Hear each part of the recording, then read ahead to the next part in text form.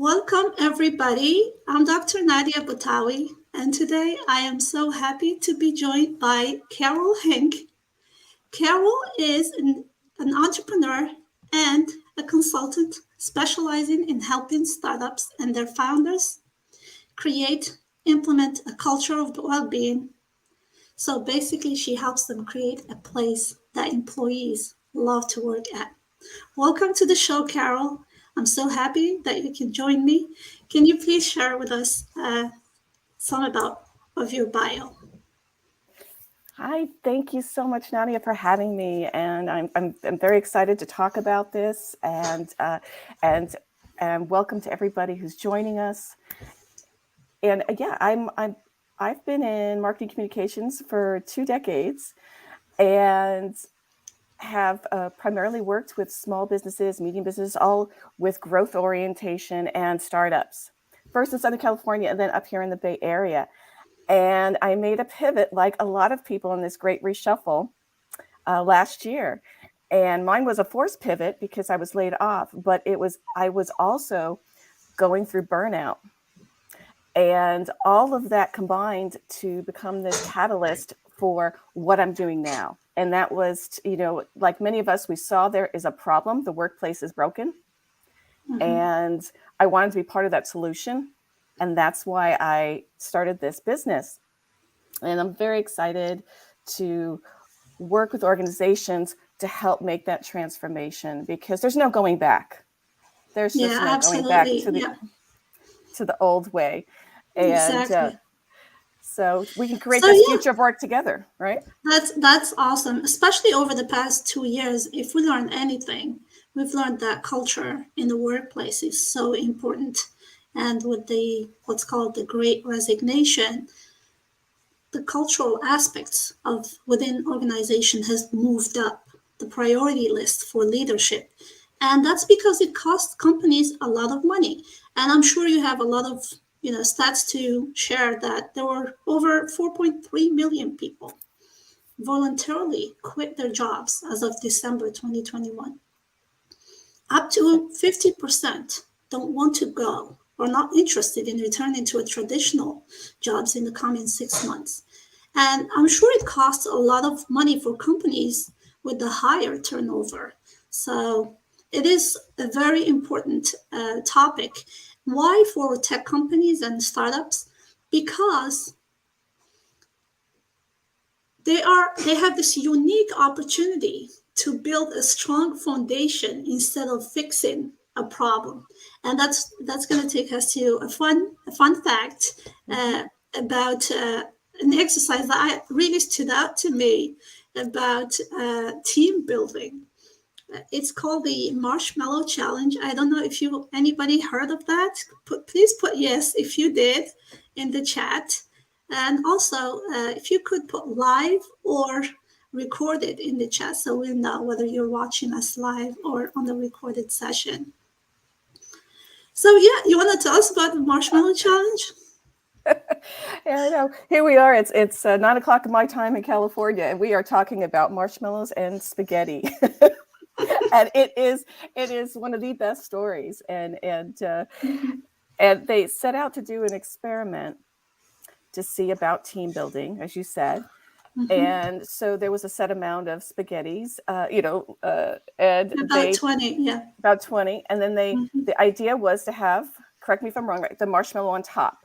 And yes, it was and it was a certain height, right, Nadia? There was a certain height. They would measure which team had the highest structure that is freestanding without any support. And so they set up all these different groups. Some were MBAs, some were just professionals, some were students, all different types of groups. And they let them go. They said, okay, go ahead and try it. They also gave had them another like group. 20 minutes. Yeah, they have about 20 minutes to build something. Mm-hmm. And then they also had another group that was doing it, which I love. And that was a group of kindergartners. Right? Yeah. So what was the result of that? Yeah. Everybody joining us, who do you think was the most successful? The MBAs, the lawyers, the students, or kindergartners? Yeah, so Put in they had MBAs, they had CEOs, they also had architects, lawyers, and engineers, plus kindergartners. So who do you think built the highest freestanding structure among these groups? Please put them in the chat. So I'll give you like 10 seconds. So basically that exercise is to try to figure out the team dynamics and assess how people work together. And the good news is architects and engineers did very good. They were second place, tied in second place. So that gives me, some reassurance that, they know what they're doing. Not putting MBAs on the spot, but they performed the worst. The best performing team was Carol. the kindergartners. Exactly. Yeah, the kindergartners performed best on that exercise. And why do you guys think that is? And they've performed, it's not just a little bit better, like a lot better. They double the second. They double the Exactly. architects. Yeah. Exactly. And that told us something about, the team dynamics. The one thing kindergartners do different from the grown-ups is that they had the marshmallow on top and they built from that marshmallow backwards. They iterated and failed quicker than any other team because they did not waste their energy on politics or who's going to be the CEO of Spaghetti Inc. Exactly. So, yeah, and if anything, that taught us one thing about team building. And teams are almost like building blocks within the organization as a whole. So if we're building something, we'd better make sure we have a strong foundation.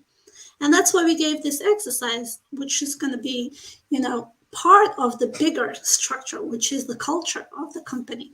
So, yeah, Carol, what do you think is our important aspect of building a company, especially if there are startups out there that, have this unique opportunity to set it up right? Oh, it is the most important thing I think you can do. And I know a lot of startups are focused on product, and understandably so. They're nothing without the product and getting maybe the investments to market. But it really will stall you and stop you from attracting talent, retaining talent, and maybe even help you. It would even hurt you from getting the investors that you need if you don't spend quality time and building your foundation first. And people always go, well, what is a culture foundation? My company has ping pong tables. We have our own barista. We go out and do happy hours or whatever the case may is. And that's not culture foundation. That is not. That is big items that are sporadic or just kind of sprinkled throughout what the organization is. They're actions that aren't connected to anything else. And what culture really is that set of living relationships and that you work toward a shared goal.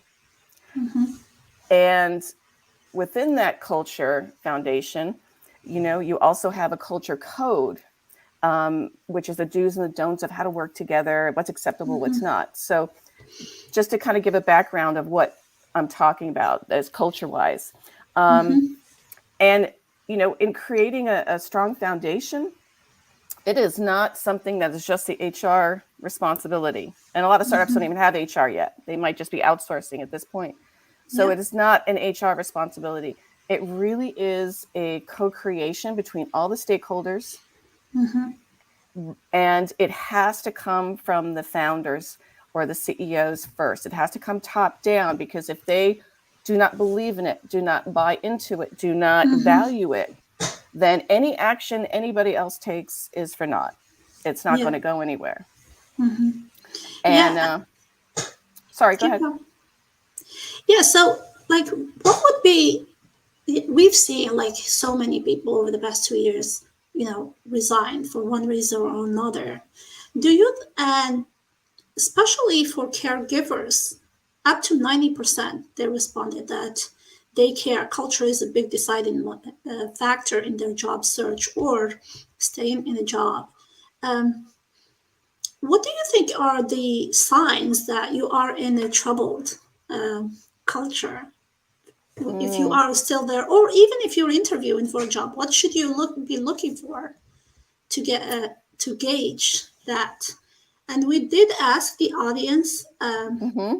about, what are the signs do you think is an indicator that organizational culture is troubled? And that was done yesterday. So these results are from one day poll.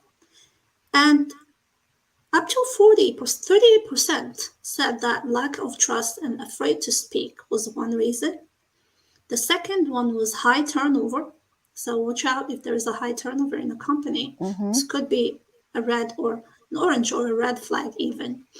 And the third one is lack or unclear standards and expectations. Can we go over this and like you perhaps can comment or give examples if you've seen this within, companies Mm-hmm. you've worked with? Absolutely. And it's no surprise that lack of trust and afraid to speak is the most, because Mm-hmm, the foundation of your culture begins with mm-hmm, having that psychological safety space. mm-hmm. And that comes from the leaders and the founder that have to create that. And if you don't Yep. have that, everything else falls apart. Mm-hmm, And so what that means is, uh, I can give you some good examples of what it's like to not be afraid to speak and have that mm-hmm. example. Uh, Yep. good group, it's about creating that the founders and the CEOs have to show vulnerability first. Mm-hmm, And I know that we have a culture that is afraid to say, I made a mistake. But mm-hmm. honestly, the best thing a leader can say to a group is, I screwed up. Yep. And it's hard for some to understand the importance, but it's so powerful because, for example, you know, I could share, share a quick story about how Mm-hmm. I've been learning to sail over the last year and a half, and I was given an opportunity to. It would have been equivalent of being like on stage, right? To Yep. take the helm of the boat through the Mm-hmm. Golden Gate through the Golden Gate Bridge, Yep. which is a very more advanced uh, kind of Sailing. Yeah. sailing, right? And Mm-hmm. I had never even been a passenger through it. Now I was given the helm of a 50-foot boat. And I could tell you that my knees were shaking. I was shaking. I was thinking, oh Mm-hmm. my gosh, and every time I shared that story and I showed the picture of my face being so scared, Yep. I remember that everybody, face. right? Everybody else is like smiling, all Yeah. happy, and Yeah. now don't get me wrong, it was amazing experience to go through there. But here I am, like this. Every time I share that story, though, it gives other people permission to Mm-hmm. go, I remember a time I felt that way. I I can relate, and it's okay. It's safe for me to share that I'm not perfect, that I make mistakes, that I get scared. It really Yeah. opens it up. And then there's the other thing that helps with the psychological safety space is also how you basically, it's like taking these repeated, consistent Mm-hmm. belonging cues Yep. and practicing them throughout. And not only the top leaders, but having your managers Throughout, learn that throughout the too, organization. Yeah. giving them Exactly. the support. And some of those have to do with eye contact, leaning in, letting Mm-hmm. them talk, not Yep. interrupting, Mm-hmm. and and equality within the group, so that nobody is over, domineering, and Mm-hmm. everybody feels that. And it's so interesting. There was another study that was done where they specifically got an actor and sent him Mm-hmm. into different groups, and they said, okay, Yep. now you're gonna play a slacker. Go into this group and play a slacker, and so let's see what happens. You're going to Yep. go into this group and be just a boisterous, annoying kind of person. Yep. And so he did all of this, and he was very successful. He pretty much just ruined the group dynamic. Mm-hmm. Everybody was demotivated. then there was this one group where he went in and he failed, and he was so mad, because in this group there wasn't a leader per se, but there was Mm-hmm. someone who took the lead and decided to be that person that brought that sense of belonging. So every time the aggravator would speak up, he would be kind, he would lean in still, he would Mm-hmm. smile, all these small cues, and he would Mm-hmm. ask people, what do you think? What do you think? What can we do Exactly. here? So he was using like a socialization cues plus like inquiry techniques instead of dominating the conversation or do it this way or you're not part of the team. It's more trying to get information, inquire, so to be more inclusive. Exactly. And Mm-hmm. it's even your vocal pitch, your Mm-hmm. arching your brows to show interest. Yeah. Sam Horn, she talks a lot about that. About if you can get someone to raise their eyebrows, Mm-hmm. then you've got Yes. in a few seconds, then you've got their attention. And Mm-hmm. she's a master at that. That's And awesome. So yeah, that takes me to like, how do you create that culture? Like what are the, do you select for your employees or the talent you attract to be, in line with your culture? Is it a leadership? Because we know there is a founder's effect or a leader's effect that their personality or their style can trickle down in the organization. And there are so many examples of that. Or as you mentioned, the socialization, do you learn the skills from the team or the mhm. peers within the organization? So what's your take on that? Is there like, do this, and that in this order, or is it more complex per se? It's each organization has their own authenticness that they have to develop. So it is a little Mm-hmm. bit more custom, I would say, Mm-hmm. depending on the size, depending on the founder's personality, Mm-hmm. and because that really will set the tone. Mm-hmm. But is all of that is a good thing. If they have an open mind and an open heart, and they Mm-hmm. value it, then it can be created. But they what they have to do as well is it's a co-creation. So our managers are mostly used to being bosses and micromanaging Mm-hmm. the projects, Yep. worried Yep. about the hours that's worked or that sort of thing. The shift that has to be made for this to really take hold in a foundation is for them to focus on outcomes. And how they do that Exactly. is Yeah. if they're helped and supported to become more coach-like, Mm-hmm. where More you're like result oriented rather than tie exactly the outcome to the number of hours that you've worked or a set of hours that you've worked. So, Exactly. And then mm, that leads, which is interesting, because once you make that shift, if the managers are supported, and then it helps if you take out, most of us when we go for our performance reviews, it's always mm-hmm. tied in with also your personal development. And Mm-hmm. the two are so different. And it has Mm-hmm. kind of this negative connotation to it that it's so I think it's real important just to completely split that and make Mm-hmm. them two different animals. Um, and the managers need that support, especially we've seen when we had to make that dramatic shift, right, to go to Mm-hmm. remote work, and So, when the pandemic hit, and mm-hmm. how do you handle all of this? And in fact, LinkedIn did a really an interesting thing. Now, granted, they're a huge organization and Mm-hmm. forward thinking, and so they can do this. But they created a group specifically to handle this remote work and Mm-hmm. how can they do this? And they called it. Let me see what it is. I think it called it something like Lift Up. Let me look. Yesterday they were talking about it. It was so interesting. I think it's called Lift Mm-hmm. Up. I could be wrong, Okay. but the program was designed to they asked the employees, "How are you?" Everybody responded. All these different things. Exactly. I'm a Yeah. caregiver. I'm this, and then they worked around that to see, okay, how are we going to make it work for everybody? Mm-hmm. Yeah. Yeah, and that takes me to kind of the process behind like building the culture. Is it, if we go back to that poll, it says that is it more the standard and the expectations that they need that in place in order, because that takes me to one story about DEI, diversity, equity, and inclusion that really stuck with me. Amy Cuddy is one organizational behavior professor. She worked at Harvard Business School, and one of her posts was that she's a big fan of a rock band, and she was going to take a photo shoot, professional photo shoot, but she had like her T-shirt from the band on, and her photographer says, "Oh, I want to take a picture of you with your authentic, shirt before you do the professional thing."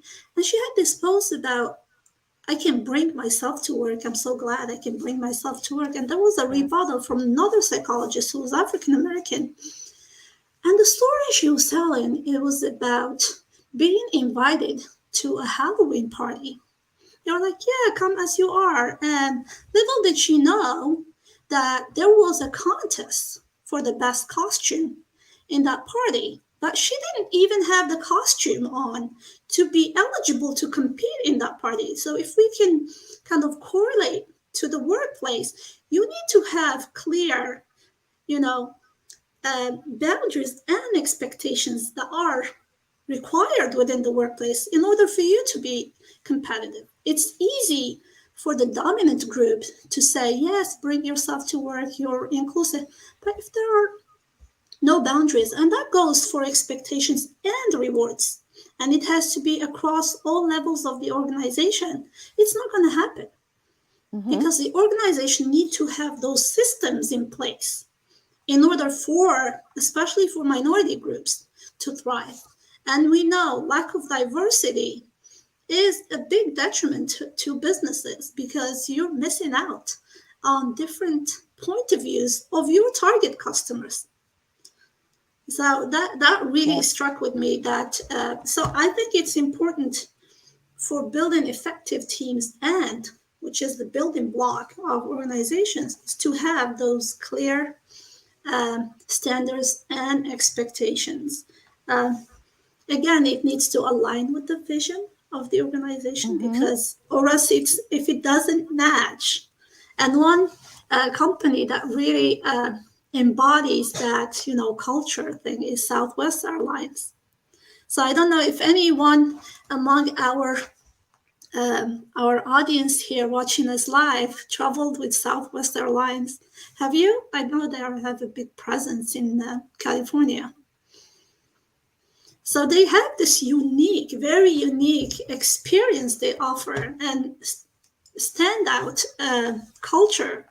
And they do that from at the HR level, that they would attract, train, align that these employees really embody all the three W's, which is the why, the how, and the what. And as a result, they've been profitable despite being a budget airline 21 years in a row. And it was not, the other business metrics. It's their culture. They retain their employees more. Their pilots get paid less than other companies. So it's not the incentive, what we think of the culture, as you mentioned, like the incentives or the pay and the perks. They also, and they also had like half of the employees per aircraft compared to other companies. So their cost is less. Their turnaround time between flights, 15 minutes compared to 30 minutes for other airlines. So all the business metrics, because of that strong culture that kind of comes through all levels of organization, they're using that beautifully as a competitive advantage. So absolutely, and you bring me back to the how important it is to create. We're all used to creating life cycles around marketing and sales, right? But we need to create a full life cycle on the humans that are part of the organization. Exactly. And what you're talking about is like Southwest began right away at orientation, right right when they're fresh on board, and that is so critical to get them to feel connected because it motivates you. You Exactly. feel like you're part of something bigger. And Exactly.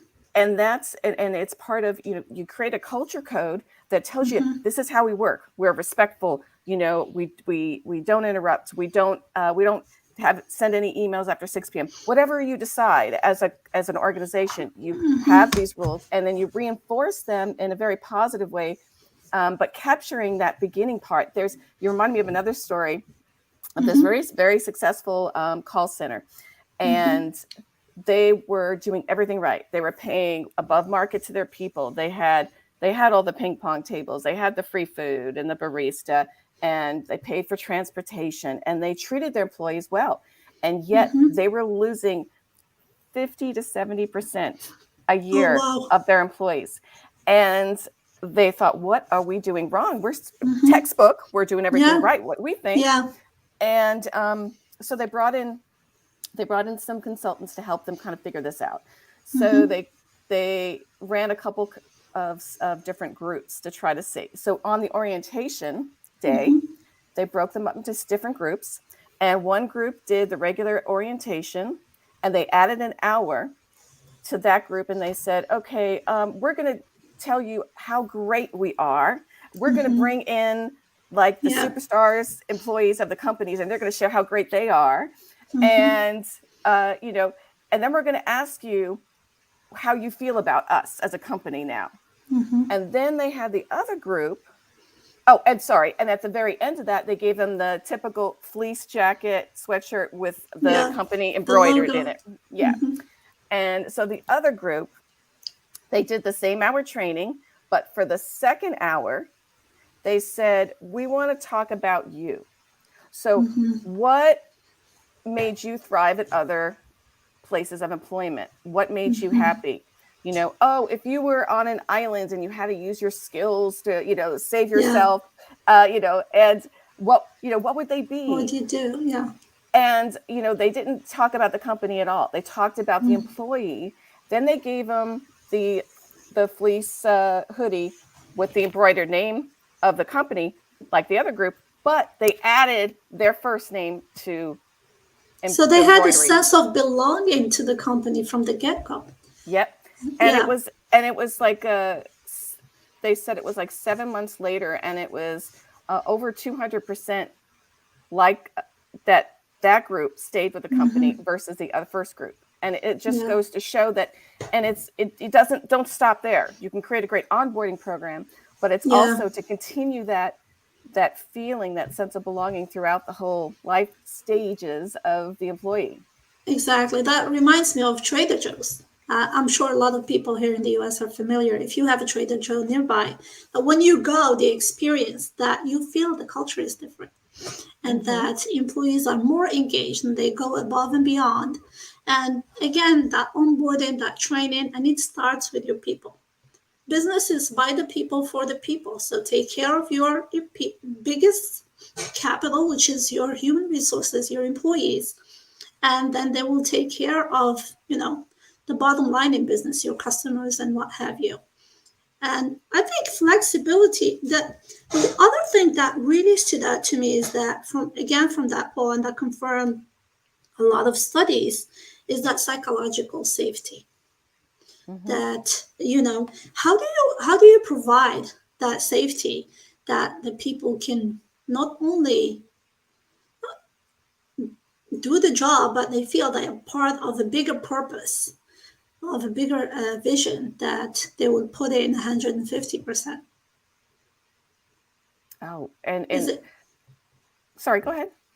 so? Is it more like we know that it's not the perks, it's not the ping pong tables and the baristas, and you gave a beautiful example of how in taking that 50% of the time to getting to know that second group really made a bigger difference. Do you think that holds as well in the hybrid environment?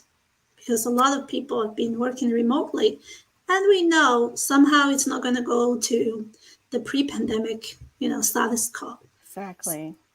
So, can you comment on how do you hold that cultural values, and connectedness within a hybrid setting? Absolutely. And you nailed it, because that's the future of work where we're at. We're never going back to full in office only. It's Yeah. just not going to happen.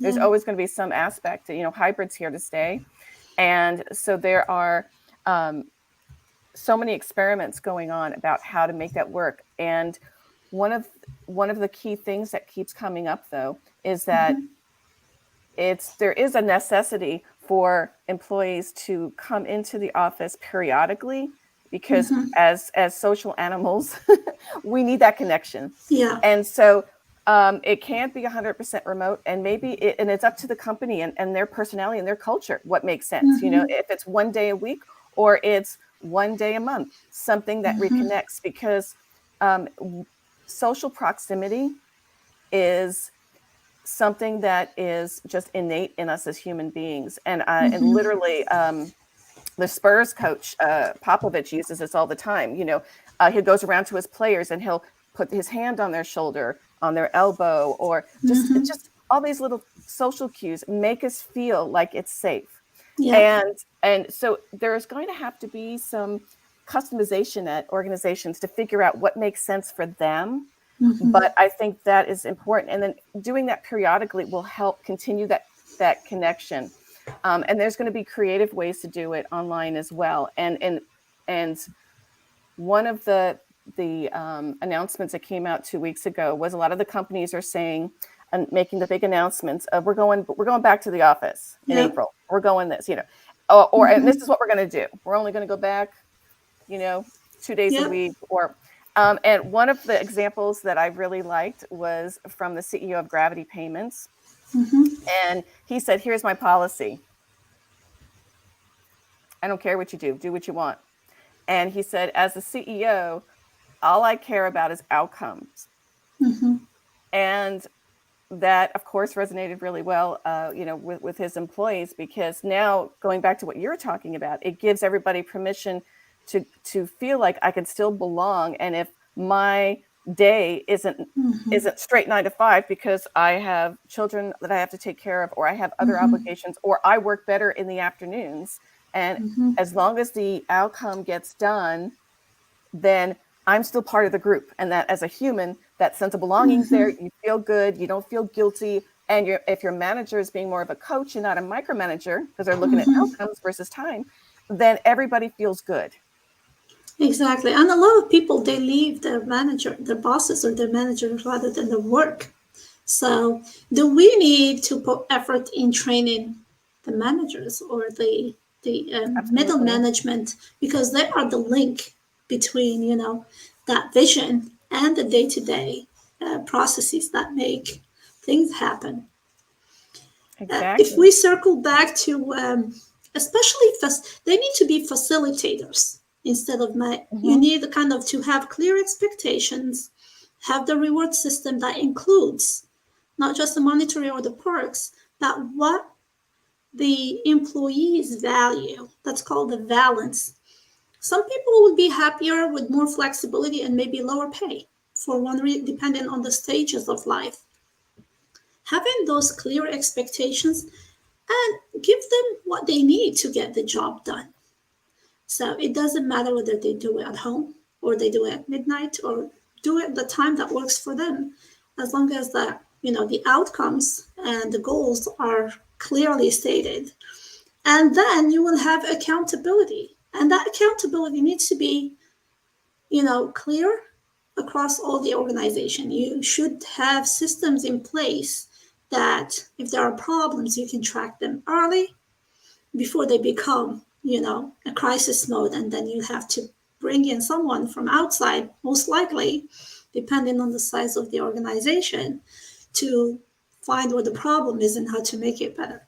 And that's what Carol does beautifully. So if you have any, need help with that kind of organizational adjustment or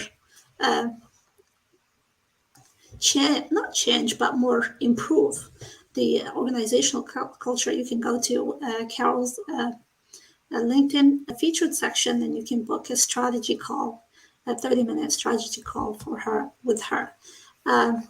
So Now, if let's say a company you've identified there is a problem, can you take me through what would you do? Like, how would you go about it? Well, first, we always start with like an assessment. Where are you before we even figure out where you want to go? Yeah. And getting a pulse. And some of the startups may be brand new. There's 3 or 4 people, and some maybe have 50 people and have been around for a couple of years. So it really varies, and so it's a custom approach. But first is definitely assessing, and working with the founder to find out what their vision is, what struggles are they facing personally, with the business, and what their vision is for not only just like the future, but like 6 months out, a year out, and how do they envision the company coming together. Yep. And so once we kind of have a feel for that, then we figure out we start setting the rules of a culture code, right? The do's and the don'ts of how we're going to work together. And that, especially even if you're just 3 people and you're just like scientists starting a company, Yeah. it is critical on how you're going to Yeah. treat each other, how you're going to treat investors, how you're going to treat potential customers, and so on. So that is a very, very, very helpful start there. From there, we can start building the actual document of the culture code and start weaving it into the onboarding process. Because at some point they're going to scale, and they're going to want to scale quickly, most likely, and then it's too late. Then you're pedaling backwards, correct? And you're trying to figure out how to all of a sudden put the puzzle pieces in, and that doesn't work. So it's important to start thinking about authentically. Like Pixar, for example, they when they have new hires come in, they usher them into their screening theater. They specifically put them in the 5th row because that's where directors usually sit. Yeah. So they feel important, right?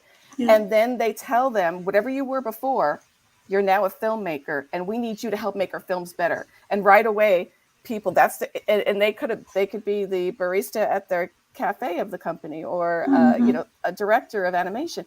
Doesn't matter, but it's setting that tone. So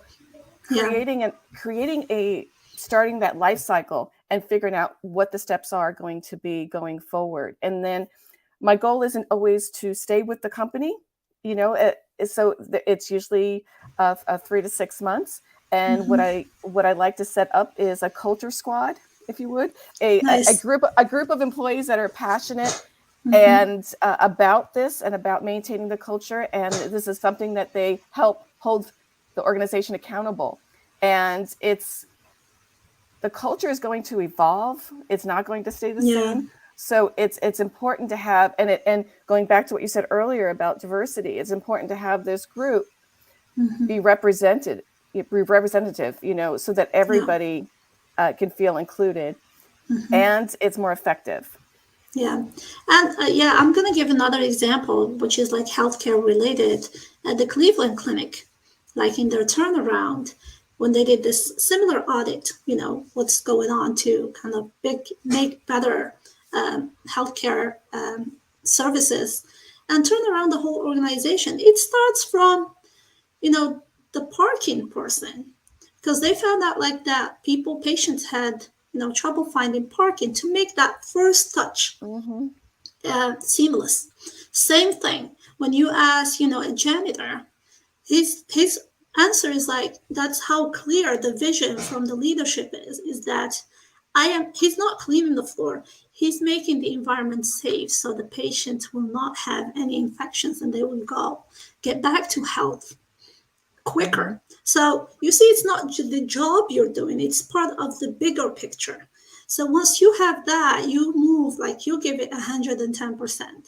And that there are countless examples where leaders, when they have their vision so clear, crystal clear across all levels of the organization, all they need to do is to get out of the way for the people to make it happen. Yes. So that is like my ultimate goal. I'm reading a book about the CEO excellence, what makes the top performing CEOs, and that's by McKinsey. And one of them, the leadership has a role in this. And we know that there's the Sanders effect. You can set up your reward systems in a way that goes down all the way to the very minute signals that can, show the culture within the company, and that you should have very clear expectations and rules that everybody follows, regardless of the your level within the organization, your gender or your ethnicity, and what have you. So that would be like the ultimate goal. That's so spot on, and it's those small incremental behaviors that are done consistently, by everybody. And it's not the big one-offs, it's those little behaviors that are it's our subconscious that picks up on that, and that keeps it safe, and that Exactly. and so that is so important. And like you said, all different levels, it doesn't matter. And there was another example where Johnson & Johnson has this credo they created in 1935 about how they operate, which is and then it's about, in the credo, it's like a one-page thing, but there is a first paragraph that talks about, we're here to help physicians, and we're here to help heal, help the patients. It's all about being a service. And of course, throughout many years, it kind of changes. Either profits, stockholders. Yeah.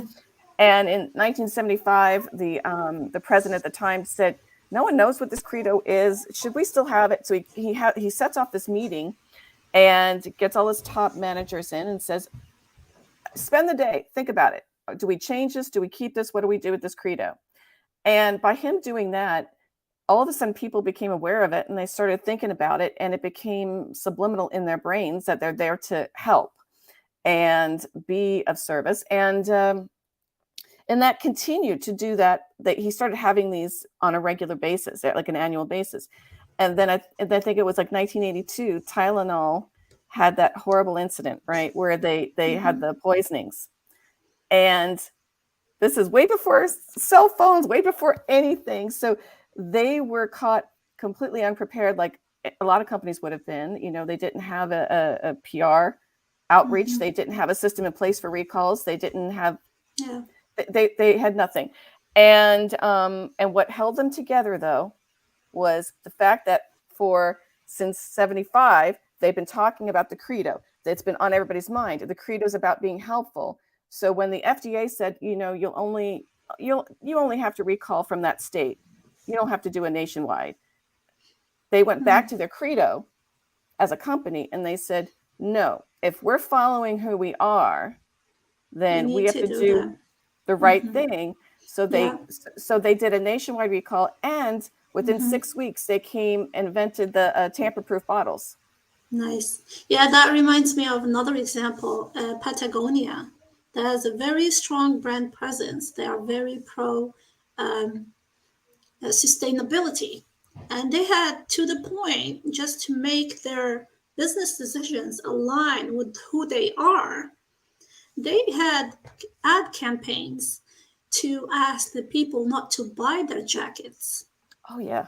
Yep. To bring their old jackets, and they can fix it for free, because having less, fast fashion is good for it's sustainable as compared to selling more. So having that clear vision, who you are, what your identity is, it really makes a lot of things fall into place. And many organizations, when they've had to do a change within a structural change, they have to go back to their core values, like to the center of their culture, their big why, and then align all the different puzzle pieces in order to refocus. Because a lot of times, you've mentioned, like, the pressures of the numbers and the stakeholders and so on, they may deviate from that.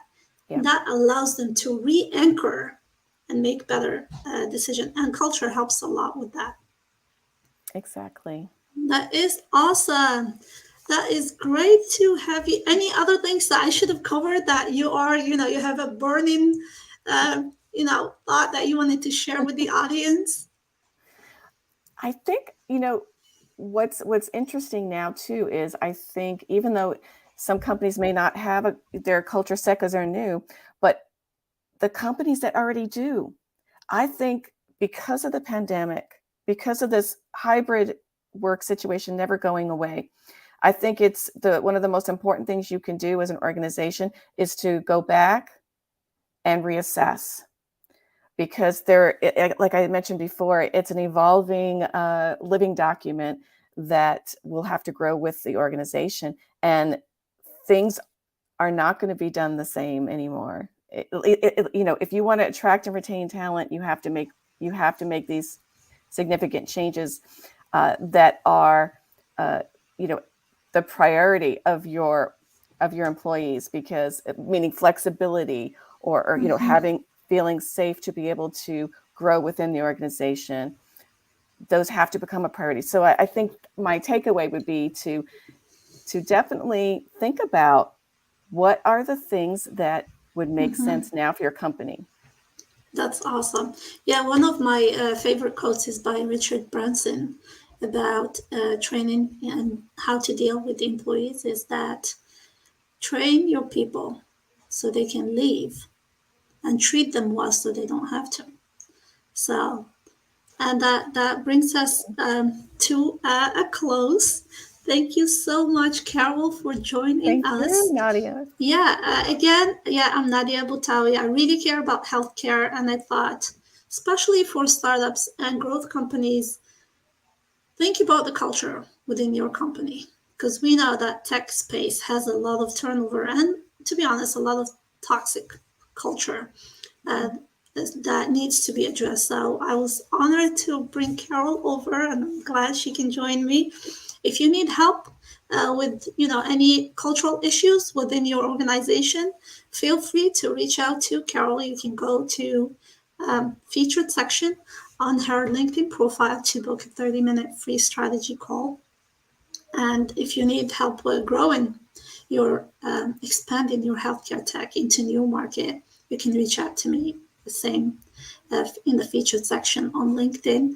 And with that, thank you so much. Any ending note, Carol, before we leave the audience? Just thank you for joining us, and and please, it's one of the best things I ever heard was everybody always says, don't shoot the messenger. When everybody goes back to work, I want you to think about hugging the messenger wherever you work, whatever position you have, because we all need it at this point. Absolutely. Thank you for joining us live, or if you're watching the recording, thank you. You feel free to leave any questions in the comments. We can go back to the recorded and answer them later. Again, have a great day, and see you next week. Thanks, Carol. Thank you.